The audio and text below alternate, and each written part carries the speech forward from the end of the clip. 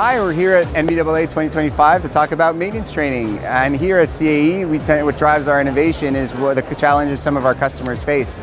And the number one challenge maintenance technicians are facing today is the overarching tech shortage. And then that creates two big problems for our customers. First, it creates the need to transition some of our newer technicians into billable technicians. And secondly, it's about turning some of our experienced technicians into leaders.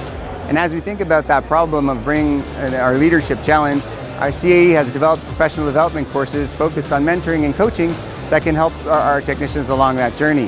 And as we think about our new technicians, today we're here to talk about modular training, which for some of our large customers focuses on splitting up the training into different modules where customers can come in, learn for a week, go back into their regular operations, practice those learnings, and then come back at a later date for future modules to build on their knowledge.